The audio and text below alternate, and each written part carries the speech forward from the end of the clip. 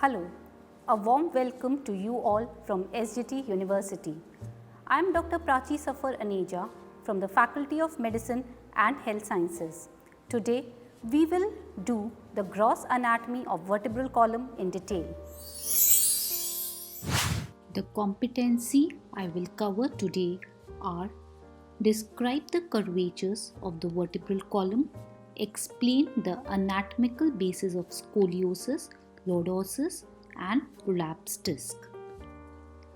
The vertebral column, also known as the spinal column or the spine, consists of the vertebrae and the intervertebral disc. The fetus or the infant has 33 vertebrae, that is 7 in the cervical region, 12 in the thoracic region, 5 in the lumbar region, 5 in the sacral region, and 4 in the coccygeal region, while in the adults there are only 24 vertebrae. The 24 vertebrae in the adults are divided according to the region: 7 in the cervical region, thoracic 12 vertebrae are present, in the lumbar region 5 vertebrae are present, sacrum consists of only one sacral bone because the 5 sacral vertebrae are fused to form this one sacrum, and in the same way there is one coccyx in the adult instead of the 4 vertebrae in the infants. Intervertebral disc. The bodies of the adjacent vertebrae are separated and united by an intervertebral disc. The intervertebral disc consists of a gel-like center known as the nucleus pulposus. The nucleus pulposus has a high water content and serves to resist compression. The peripheral fibrocartilaginous pad is known as the annulus fibrosus because it is in the form of a ring. Annulus literal meaning is ring. The functions of the intervertebral disc: it acts as a shock absorber, forms joints, symphysis between the bodies of the vertebrae, allow movement, provide surface for the attachment of muscles and ligaments, form secondary curvatures of the vertebral column. The disc is thinnest in the region of the cervical vertebrae and it is thickest in the lumbar vertebral region. The damage to the intervertebral disc: with increasing age, the water content of nucleus pulposus gradually declines. The disc becomes thinner, flexibility and the range of motion reduces, making bending more difficult.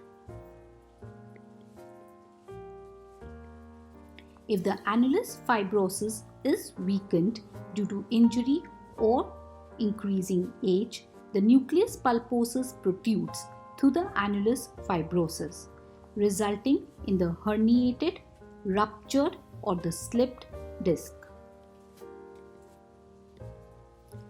The posterior bulging of the nucleus pulposus can cause compression of the spinal nerve.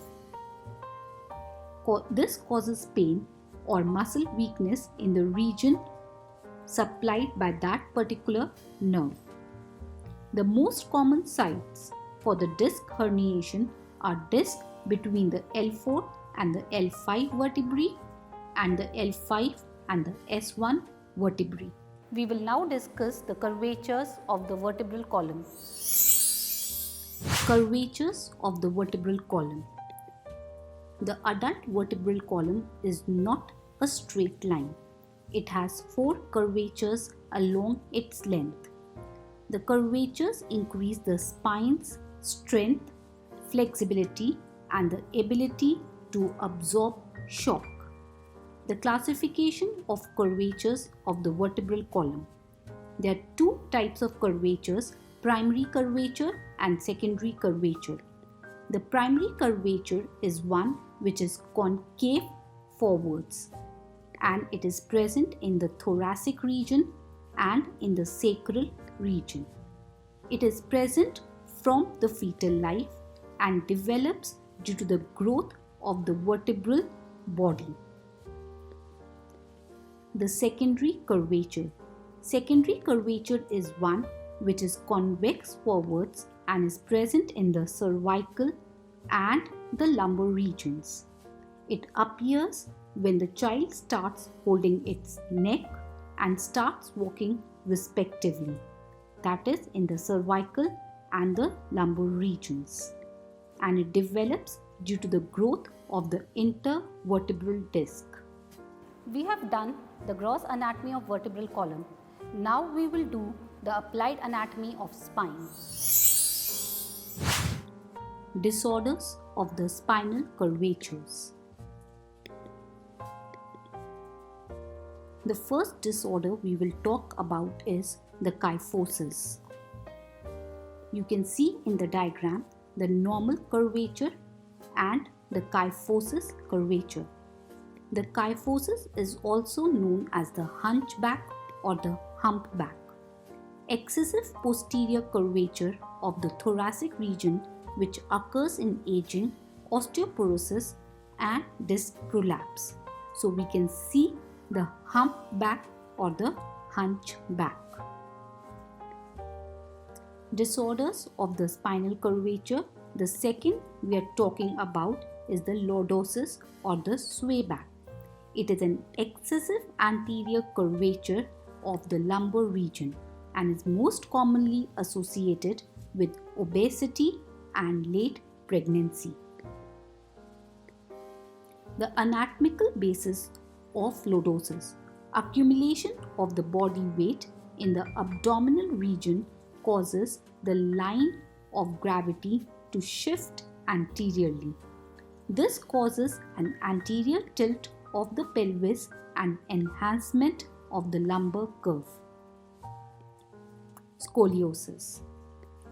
Scoliosis is the abnormal lateral bending of the spine.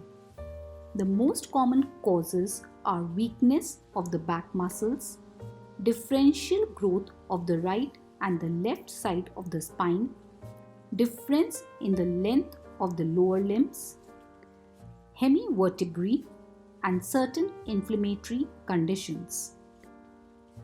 It tends to worsen during adolescent growth spurts.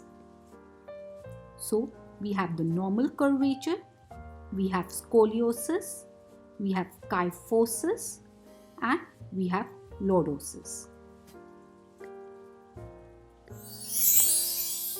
So today we covered the anatomy of the vertebral column, and the next time we meet we will be discussing more about the introduction to upper limb. Till then, keep learning, keep growing. See you next time.